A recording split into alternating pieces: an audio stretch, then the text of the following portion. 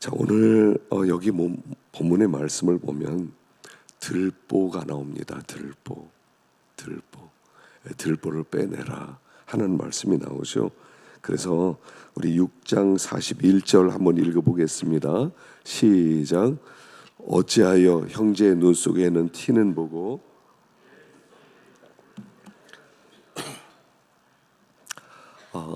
눈 속에 들보가 있다는 겁니다. 눈 속에. 들보는 뭐죠? 큰 기둥을 얘기하죠. 집을 지을 때 큰 기둥을 세웁니다. 각 건물마다 우리도 지금 다 속으로 들어갔습니다만 기둥이 있어요. 그 엄청난 기둥 같은 게 우리 눈 안에 있다 하는 것입니다. 내 눈 안에 들보가 있어요. 그럼 어떻게 되겠어요?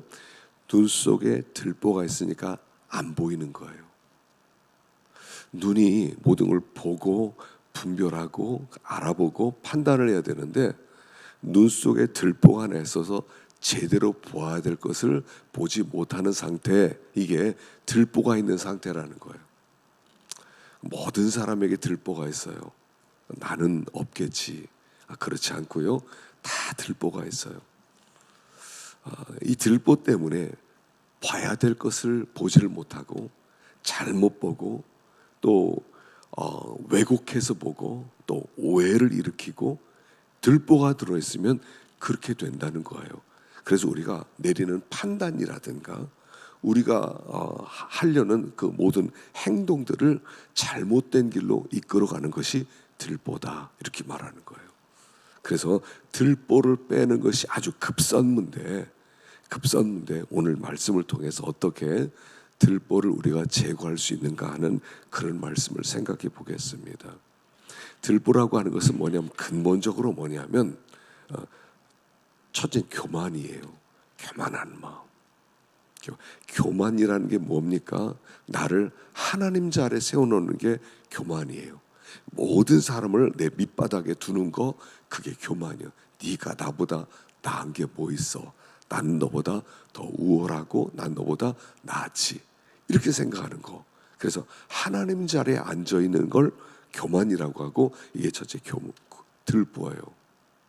또 이 교만이 어떻게 표현이 되냐면 자기 의로 표현이 돼요. 난 의로워. 난 너희들과 비교할 수 없을 만큼 난 진짜 깨끗해.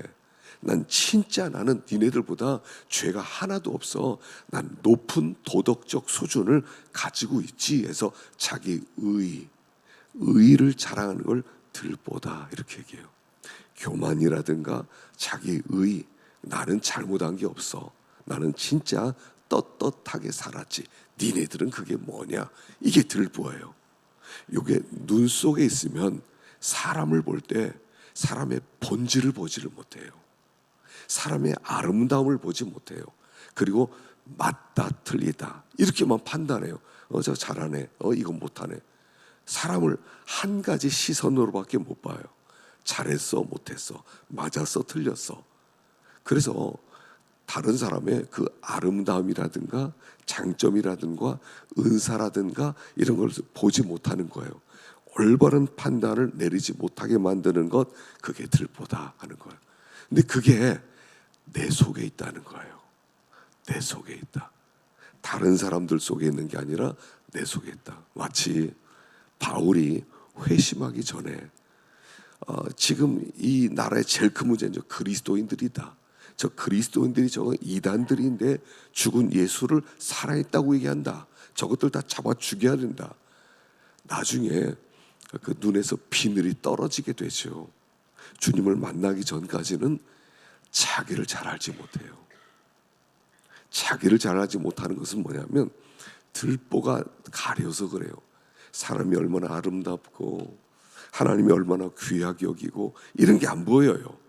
그리고 그냥 하나님 자리에서 그냥 판단하는 거예요. 잘했어, 못했어, 맞았어, 틀렸어. 이 모든 것을 평가를 해요. 평가자예요. 평가자. 그래서 올바로 보지 못하게 하는 모든 것, 그걸 들보다. 근데 그게 내 속에 있다.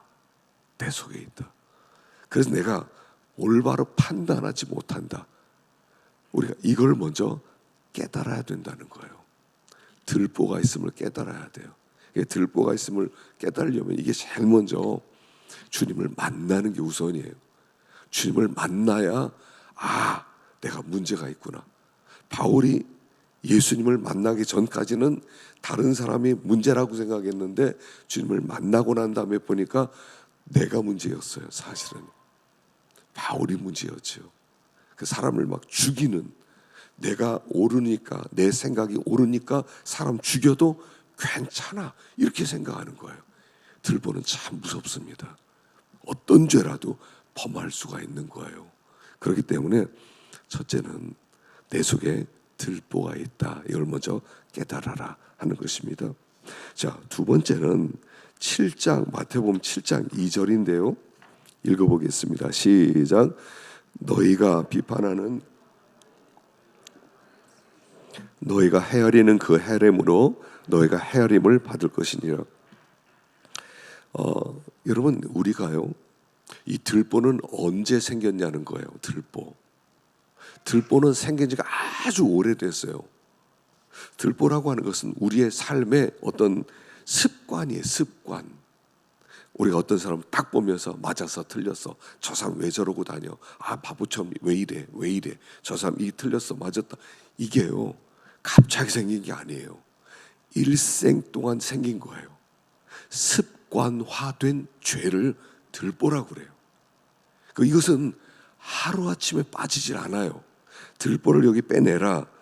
그래서 들보를 빼내라 그렇게 말씀하셨는데, 들보를 빼내는 일은 사실 일생 동안에 일어나는 일이에요. 일생 동안에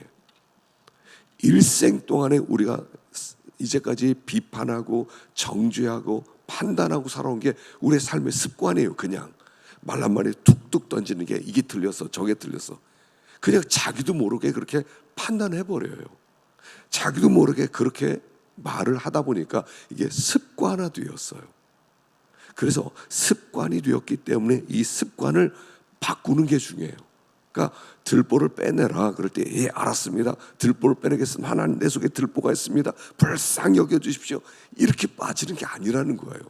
내 속에 들보가 있어요. 근데 이게 우리의 오랫동안 쌓여진 습관이기 때문에 오랜 시간이 걸려서 계속적으로 들보 빼내는 일을 계속 하라는 거예요. 사실은 이게 ING예요.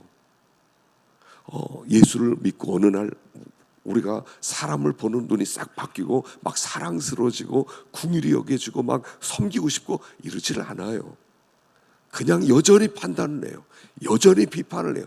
저 맞았어, 이거 틀렸어. 저한테 찾으러 어떤 사람이, 목사님 이거 지난번에 틀렸습니다, 지난번에 설교 잘못하셨습니다, 따지러 와요. 성경 들고. 왜 그래요? 일생 그렇게 살아왔어요. 평가밖에 못해요. 판단밖에 못해요. 그러니까 맞다 틀리다 이외에는 다른 시각으로 세상을 보지를 못해요. 마치 우리가 요즘 욥기하고 있죠. 욥기에서 욥의 세 친구 엘리바스, 빌닷, 소발 와서 계속 뭐 얘기합니까? 너 고난당하러 보니까 죄인이야. 네가 죄 없는데 왜 고난당해? 이거 하나만 갖고 있는 거예요. 계속 얘기하는 거예요. 욥, 너 고난당하는 이유가 뭔지 알아? 너 죄를 져서 그래. 우리 모르게 너 악을 행했지. 너 진짜 약한 사람을 굉장히 업신여겼지. 그러면서 계속 판단하고 비판을 하는 거예요. 그거밖에 없어요. 이게 들보예요. 사람 본 판단, 비판, 정죄 이거 외에는 없어. 사람 그 외에는 그 사람의 가치를 몰라. 욥의 아름다움과 욥의 가치를 몰라요. 욥기는 시작할 때 하나님이 뭐라고 시작합니까? 1장에서 그는 순전하고 악에서 떠난 자다. 하나님이 아예 인정을 하고 시작을 해요. 그는 의로운 자야. 그는 참 순전해. 모든 죄에서부터 떠나 있는 사람이에요. 그렇게 인정하고 고난이 오는 거예요. 죄가 드러났다 이런 게 아니에요. 하나님이 인정한 의인이 고난을 받는 거예요. 근데 욥의 세 친구는 계속 정죄를 하는 거예요. 넌 틀려 먹었어. 넌 악인은 형통하지 못해. 악인은 심판을 받는 거야. 네가 좀 한때 좀 잘 나갔는데 그건 네가 죄를 하나님께서 기다렸던 거고, 넌 이제는 넌 망할 수밖에 없어. 빨리 회개, 돌이켜. 이렇게 계속 이렇게 심판을 하죠. 이게 들보예요. 우리가 가진 마음, 우리가 가진 눈이에요. 우리가 가진 시각이에요. 사람 보는 거 한 가지 시각밖에 없어요. 고난 받는 거 보니까 죄인이야. 저 나쁜 놈이야 저거. 판단하고 정죄하는 거 그 이상이 없어요. 이게 들보란 말이에요. 근데 이게 습관화됐어요. 오랫동안 판단하는 게 습관이에요. 정죄하는 게 습관이에요. 그러다 보니까 이게 하루아침에 들보 빼내라 한다고 해서 들보 빼내지는 게 아니에요. 습관이 바뀌어야 돼요. 습관이. 훈련을 해야 돼요. 훈련을. 들보를 빼내게 하는 훈련에 두 가지를 여기 제가 제시했어요. 첫째는 뭐냐면, 첫째는 내 속에 들보를 보는 훈련을 해야 돼요. 내 속에 들보. 어떤 사람을 비판하는 즉시 내가 또 비판했네. 여러분 어떤 사람을 정죄하잖아요. 우리도 모르게 이렇게 우리나라 사람들은 이 다른 사람에게 관심이 굉장히 많아요. 굉장히 많구나. 입은 옷을 보고 판단하고, 그 사람이 하는 말을 보고 판단하고, 머리를 한 것을 보고 판단하고, 그 사람이 하는 모든 것을 다 판단해요. 특히 우리나라 사람이 이게 더 심한 것 같아요. 외국에는 이게 좀 덜 하거든요. 근데 이게 참 심해요. 그럴 때마다 이렇게 생각하라는 거예요. 어떤 사람이 어떤 악을 범했어요. 그럼 저 사람 진짜 나쁜 사람이다. 이렇게 말하기 전에 내 속에 저런 건 또 없을까? 내 속에 저런 악을 행하는 것은 나에게 없을까? 고린도전서 10장에는 이런 말씀이죠. 이스라엘 백성이 왜 광야에서 있었던 일을 다 기록해 놓았느냐? 네 가지 죄 때문에 그들이 망했잖아요. 우상 숭배하고, 간음하고, 음행하고, 하나님을 시험하고, 그 다음에 또 한 가지가 뭐죠? 음행하고, 우상 숭배하고, 하나님을 시험하고, 한 가지 생각이 안 나네. 원망하고. 그럼 우리가 이렇게 생각해요. 이제 바보들. 바보들. 이스라엘 백성은 진짜 바보 같아. 광야에서 왜 그러고 살아? 왜 원망해? 왜 음행해? 왜 우상숭배? 왜 하나님 시험해? 나는 그렇게 안 하는 걸? 우리는 이렇게 생각해요. 그게 들보예요. 그걸 우리에게 주신 이유가 뭐라고요? 거울로 주는 거. 야, 너를 돌아봐. 너를 돌아보아서 너도 음행하면서 살잖아. 원망하면서 살잖아. 우상숭배하면서 살잖아. 그걸 너에게 알려주려고, 네 속에 있다는 걸 알려주라고 이스라엘 백성을 거울로 네 앞에 둔 거야. 그래서 성경 보면요, 나를 발견해야 돼요. 성경 보면서 나를 발견해야 돼요. 거울이거든요. 내 속에 들보가 있구나. 내가 참 죽일 놈이구나. 내가 참 판단하고 진짜 교만하구나. 내가 모든 것을 제대로 보지 못하구나. 그래서 첫 번째는 나를 보라는 거예요. 나를 봐야 돼요. 내가 나 이런 면이 있었네. 이런 것들이 있었네. 그걸 보고 먼저 내 속에 들보가 있는 것을 깨달아라 하는 것이에요. 두 번째는 뭐냐면, 다른 사람을 볼 때 아름다움을 봐야 돼요. 자, 로마서 14장 4절 읽어보겠습니다. 시작. 남의 하인을 비판하는 너는 누구냐? 그가 서 있는 것이나 넘어지는 것이 자기 주인에게 있음에 그가 세움을 받으리니 이는 그를 세우는 권능이 주께 있음이라. 다른 사람은 남의 하인이에요. 하나님의 하인이에요. 하나님의 종이에요. 네가 뭐길래 하나님의 하인을 함부로 네가 심판하느냐? 함부로 정죄하느냐? 왜 그러느냐? 그가 네 하인이냐? 내 하인이야. 우리가 어떤 사람을 볼 때 존재 아름다움을 봐야 돼.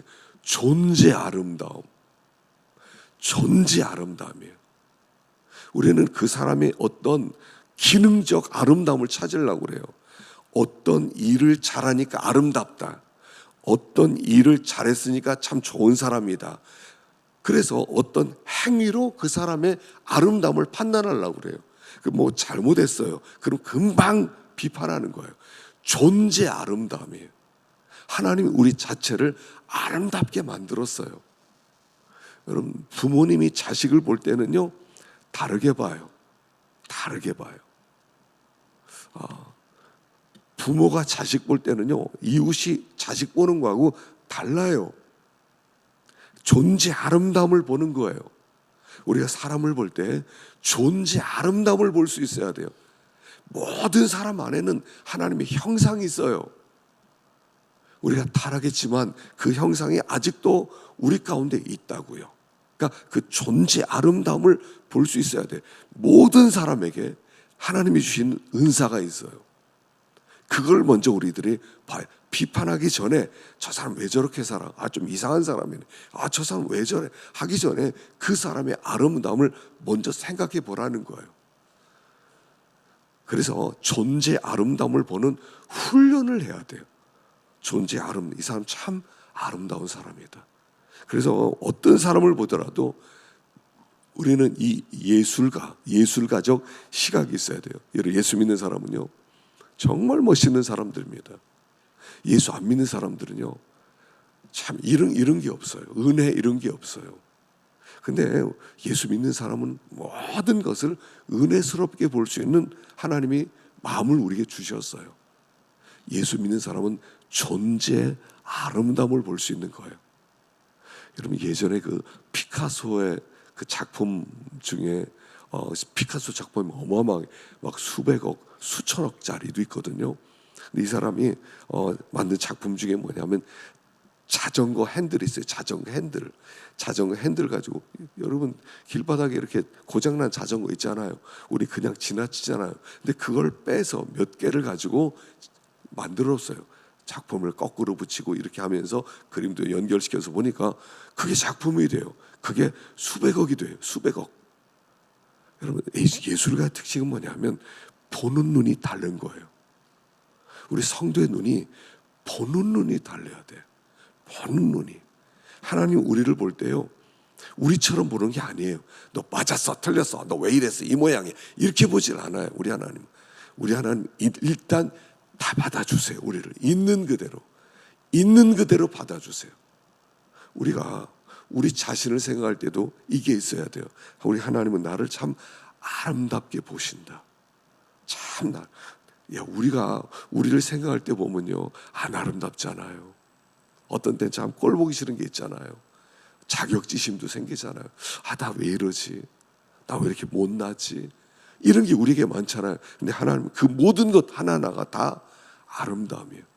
탕자가 아버지 떠나서 돌아왔을 때 어떻게 맞아주세요? 탕자가 진짜 허랑방탕해서 나올 때 상거지가 돼서 돌아와요. 냄새가 얼마나 났겠어요. 여러분, 노숙자들 옆에 있으면 냄새 얼마나 악취가 납니까? 세수도 안 하고 씻지도 않았으니까. 그런데 그런 노숙자 같은 아들을 그냥 끌어안아주는 거예요. 먼저. 그거 뭐냐면 받아주셨다는 뜻이에요. 여러분, 예수를 믿으면 뭐냐면 뭐가 좋냐면 하나님이 우리를 받아주셨다는 거예요. 이대로 받아주셔요. 너 이거 세 가지 고치고 와, 그럼 받아줄게, 이런 거 없어요. 하나님 조건이 없어요. 너 요거 안 고쳐? 너 그냥 안 둔다. 너 하나님은 안 그래요. 그냥 있는 그대로 받아주세요. 너무 그래서 자기를 생각하면서 난 이게 부족해, 나 이게 못났어, 이러지 마세요. 그거조차 하나님은 품어주세요. 받아주세요. 우리 주님은 우리를 받아주시는 분이세요. 그래서 우리에게도 너희도 서로 받으라 이러지 않아요. 받으라. 어떤 사람을 볼 때 존재 아름다움을 봐야 돼. 존재 아름다움. 전 예전에 그 안희숙 사모님이 죽으면 죽으리라 책에 그 감옥에 있을 때 만주여자 사형수를 봤어요. 이 만주여자 사형수가 참 남편 어릴 때 그 자기 아버지가 감자 2푸대 팔았어요. 부자 할아버지한테. 그래서 거기서 살아요. 그러다가 어떤 청년하고 눈이 맞아서 자기 남편 노인을 죽이고 그리고 나서 돌아왔어요. 그리고 도망쳤는데 도망치고 나서 붙잡혔어요. 그리고 나서 감옥에 갇혀서 사형 판결을 받았는데 이 사람은 어떻게 했냐면 손에 구멍을 뚫고 쇠사슬을 묶어놔요. 그리고 나서 거기에서 똥오줌 그냥 바지에다 다 싸게 만들고 그리고 나서 먹을 걸 개처럼 갖다 주면 엎드려서 받아 먹는 거예요. 냄새도 나고요. 밤마다 막 소리 지르고 미친 여자처럼. 근데 이 안희숙 사모님이 딱 가서 얘기를 해요. 저 사람 방에 나를 넣어달라. 안 된다고. 저 사람 미친 여자다. 냄새가 보통 더럽지 않다. 똥오줌 다 내가지고 씻지도 않아가지고 거긴 지나가도 힘들다. 그러니까 괜찮다고. 그리고 거기에 딱 들어가서요. 그러니까 막 그 만주에서 장수가 막 이 경기하면서 막 으르릉대면서 소리를 질러요. 근데 안혜수 사모님 계속 얘기해요. 넌 아름다워. 넌 아름다워. 똥 냄새 나는데 넌 아름다워. 넌 아름다워. 그리고 그 사람 쇠사슬을 풀어주라고. 안 된다고. 해코지 할 거라고. 괜찮다고. 그리고 쇠사슬을 풀어줘요. 쇠사슬을 풀어주니까 이 여자가 만주에서 사형수가 이 안희숙 사모에 달려들어가 막 죽이려고 그래요. 그래서 둘이 씨름을 해요. 그 더러운 똥통강 같은 데서 막 끌어안고 막 물려고 그러고, 그리고 그냥 한 반나절을 씨름해요. 만주 여자 사형수가 지쳐가지고 제풀에 자요. 그걸 끌어안아요. 그 차가운 발을 끌어 품에 넣어요. 그리고 얘기를 해요. 아름답다, 아름답다. 그 씨름을 계속하면서 넌 아름다워. 그리고 씻어주고, 그리고 머리 빗겨주고. 그러니까 정말 아름답더라는 거예요. 그리고 나중에 이제 사형당하는 날 절을 하면서 선생님 천국에서 뵙겠습니다. 이러고 세상을 떠나는 그 얘기가 있어요. 제가 볼 때 정말나 멋있는 얘기예요. 예수를 믿는다는 것은 뭐냐? 들보가 빠져나가는 거예요. 사람을 볼 때 아름답게 보는 거예요. 사람을 볼 때 아름답게 봐. 참 아름답다. 참 아름답다. 존재의 아름다움이에요. 우리 모두 다 그런 아름다움이 있어요. 아름다움이 있어요. 그래서 이게 훈련이 돼야 돼. 계속 어떤 사람 올 때 아름답다, 아름답다, 참 멋지다. 이게 그냥 입에 붙어 있어야 돼. 붙어 있어야 돼. 아름답다, 아름답다. 그럼 그 사람 진짜로 아름다워져요. 그리고 아름다운 사람이었어요. 이게 우리는 습관화되었어요. 사람들 다 틀려 먹었어. 이건 틀리고, 이거 틀리고, 이거 틀리고, 이거. 그 사람 눈에는 좋은 게 하나도 없어요. 들보 있는 사람은요, 좋은 게 하나도 없어요. 자기 마음에 드는 사람은 하나도 없어요. 다 틀려 먹었어요. 내 눈에 들보가 있으냐. 여러분 그런 사람 있잖아요. 다 틀려 먹었고, 아이고 이것도 틀리고 이것도 다 틀려 먹게 보이는 거예요. 근데 주님을 만나고 나면 아름다워지기 시작. 모든 사람이 아름다워져. 이걸 훈련해야 된다는 거예요. 훈련해야 된다. 세 번째 마태복음 13장 23절 읽어봅시다. 시작. 좋은 땅에 뿌려졌다는 것은 말씀을 듣고 깨닫는 자니 결실하여 어떤 것은 100배, 어떤 것은 60배, 어떤 것은 30배가 되느니라 하시더라. 자, 그 좋은 땅에 열매 맺는 땅은 하나밖에 없다고 그랬죠. 좋은 땅이에요. 근데 좋은 땅이 되었다는 건 뭐냐면 여기 말씀을 듣고 깨닫는 자니라고 하세요. 말씀을 듣고 깨닫는 자가 좋은 땅이 되는 거예요. 말씀을 여러분 교회 오면 말씀을 듣거든요. 지식으로 듣지 말라는 거예요. 지식으로. 말씀을 양식으로 받아요. 양식으로. 저게 내 밥이다. 나 저거 먹고 산다. 이래야 돼. 근데 지식으로 배우면 배웠어? 그럼 그때부터는 배운 걸 가지고 비판을 시작해요. 이거 배운데 너 왜 그렇게 못해? 이렇게 나오는 거예요. 이건 지식으로 말씀을 받은 거예요. 그리고 지식은 교만하게 만들어요. 말씀은 양식에 받아 먹는 거예요. 그 말씀을 받아 먹고 은혜를 받아요. 말씀을 깨닫는다는 것은 뭐냐면 은혜 받았다는 거예요. 은혜 받아야 돼요. 은혜 받으면 그러면 그 은혜의 역할은 뭐냐면 마음을 부드럽게 하는 거예요. 부드럽게. 그래서 여기 에스겔 36장 26절 읽어봅시다. 시작. 또 새 영을 너희 속에 두고 새 마음을 너에게 주되 너희 육신에서 굳은 마음을 제거하고 부드러운 마음을 줄 것이며. 자, 이게 은혜 받았다는 거예요. 은혜 받으면 뭐냐면 하나님이 새 마음을 주세요. 새 마음을 주시면 마음에 아주 딱딱한 상처 입은 마음들, 오랫동안 굳어진 마음을 제거시켜 주세요. 부드럽게 녹여주세요. 그리고 나서 부드러운 마음이 되게 해주세요. 이 은혜 받는 거예요. 지식은 내가 뭐 배웠다, 내가 뭐 안다, 지식이에요. 지식 가진 사람은 그때부터 나 알아. 너 이게 틀렸지? 너 이게 틀렸어. 이게 틀렸어. 이러고만 다니는 거. 너 이게 틀렸어? 성경에 보면 이렇게 써 있어. 성경에 이렇게 써. 너 이게 틀렸지? 성경에 이렇게 써. 너 왜 그랬어? 너 이게 틀렸어. 저거 틀렸어. 와가지고 계속 따져요. 왜요? 지식이 됐으니까. 말씀이 양식이 아니라 지식이 됐으니까 나를 그 말씀이 내 속에 들어와서 나를 부드럽게 하고 은혜가 넘치게 해야 되는데 내 것이 안 됐어요. 그냥 지식이에요. 그러니까 다른 사람을 비판하는 칼이 되는 거예요. 그래서 교회 오래 다닌 사람 중에 은혜 못 받은 사람은 비판을 잘하는 사람이 많아요. 말만 나면 말만. 성경 나 많이 알아. 아 그래 이게 틀렸구만. 저게 틀렸구만. 저게 틀렸구만. 말씀은 양식으로 먹는 게 깨닫는 거, 깨닫는 거. 은혜가 되어야 돼요. 그게 은혜를 받으면 나를 부드럽게 만들어 주세요. 마음이 부드러워지면 절대로 비판을 못해요. 비판을 못해요. 은혜를 받으면 마음이 부드러워지면 내가 상처 입은 그대로 있으면 다른 사람을 비판하고 막 이러는데 은혜 받으면 비판이 안 돼요. 불쌍히 여기는 마음이 생겨요. 아, 저 사람도 은혜가 필요한 사람이구나. 다 옛날에 저랬는데. 나 과거를 보는 것 같아. 아, 참 불쌍하다. 하나님 저 사람 불쌍히 여겨주세요. 저 사람 좀 품어주세요. 저 사람을 용서해주세요. 저 사람을 좀 사랑해주세요. 저 사람을 좀 변화시켜주세요. 이게 나와요. 이게 없으면 그때부터 틀렸어. 너 왜 이렇게 틀렸어? 자녀 교육할 때 너 틀렸어 이러고 시키면요 애가 부모를 두려워할 뿐 아니라 거짓말쟁이가 돼요. 거짓말쟁이가 되고요. 그리고 나서 강팍해져요. 나중에 막 싸우려고 그래요. 그래 나 못 났다 어쩔래 이렇게 나오는 거예요. 분노를 만들어요. 부드럽게 품어야 돼요. 사람은요 죄악 덩어리예요. 이거 아셔야 돼요. 사람은 죄악 덩어리예요.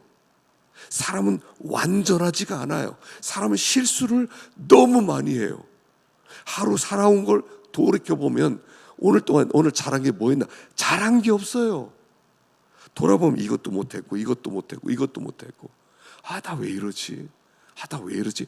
그게 사람이에요. 사람은 완전하지 않아요. 사람은 7이 아니에요. 사람은 6이에요. 숫자로 얘기하면 6은 불완전하다는 거예요. 항상 업그레이드가 필요하다는 거예요. 뭔가 문제가 있다는 거예요. 그게 사람이에요. 사람은 문제가 많아요.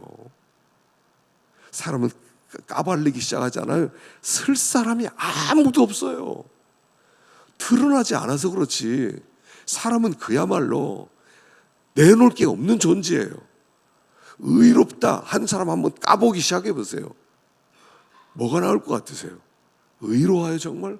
의롭지 않아요. 우리는 죄악 덩어리, 실수 덩어리, 그냥 부족함 덩어리들이에요. 그걸 맞았어, 틀렸어, 이러면요 이 땅에 살 수 있는 사람이 아무도 없어요. 아무도 없다고요. 그래서 하나님 우리를 그냥 받아주는 거예요. 아, 이렇게 연약한 것도 그것도 받아주세요. 이렇게 부족한 것도 그것도 받아주세요. 과거 죄가 그렇게 많은데도 그것도 받아주세요. 다 받아주세요. 탕자가 아버지 떠나서 얼마나 못된 짓 많이 하고 다녔겠어요. 그 못된 짓 많이 하고 돌아왔더니 그 못된 짓 한 걸 다 받아주신다는 거예요. 아, 과거 그건 넌 안 되는 거야. 그건 빼. 이런 게 아니에요. 다 받아주세요. 우리 주님이. 우리 연약함, 부족함 다 받아주세요. 은혜 받으면 그 사람을 품게 되는 거예요. 부드러워져요. 마음이 부드러워지셔야 돼요. 은혜 받아야 돼요. 하나님, 나 그런 자인데 나를 받아주셨군요. 7번씩 70번이라도 7번씩 받아주어라. 이게 들보 빠진 눈이에요. 그 들보는 은혜 많이 받아야 돼요. 계속 은혜 받으셔야 돼요. 공부하는 게 아니에요. 뭐 교리를 아는 게 아니에요. 은혜 받는 거예요. 그 은혜 아니면 우리는 살 수가 없는 거예요. 그래서 계속 은혜 받으면 들보가 빠져나가고, 들보가 빠져나가면 사람이 사랑스러워지고 불쌍히 여겨지고 사람들에게 좋아 보이고. 여러분, 사람이 좋아 보여야 돼요. 저는 예전에 그 유대 랍비가 했다는 그 말을 참 좋아하는데, 유대 랍비가 제자들 모아놓고 얘기합니다. 얘들아, 새로운 세상이 온 걸 어떻게 아느냐. 제자 하나 얘기합니다. 얘 창문을 열고 새소리가 들리면 아침이 온 겁니다. 그래, 그것도 맞는 소리다. 또 어떤 제자는 또 사람들이 도란도란거리는 소리가 들리면 그럼 아침이 온 것입니다. 여러 가지 얘기합니다. 그때 그 랍비가 이렇게 얘기합니다. 얘들아, 진짜 새로운 세상이 되었다는 것은 창문을 열고 지나다니는 사람이 너의 형제로 보이면 새로운 세상이 온 것이다. 새로운 세상 것은요, 다른 사람 다 눈꼴 사납게 보는 거 이거 아니고요, 사랑스럽게 보여주는 거. 이 사람도 좋다. 이 사람도 좋네. 이 사람 이런 게 다 있네. 저 사람 만나고 싶다. 이러면요, 새로운 세상이 시작된 거. 적어도 나에게는 이게 들보가 빠진 눈으로 세상을 보는 거예요. 들보 때문에 우리는 너무 많이 비판하고 너무 많이 괴로움을 당해요. 다 세상 정말 더러운 세상 이렇게밖에 안 돼요. 그러나 사람들이 알아오시면요, 적어도 나는 새로운 세상을 살아가는 거죠. 들보를 빼내는 것은 하루아침에 되는 일은 아닌 것 같아요. 진행형이에요. 계속 은혜 받으세요. 은혜 받으면 하나님 마음을 부드럽게 해주시고 눈을 바꿔주시고 새로운 세상을 우리에게 주실 줄로 믿습니다.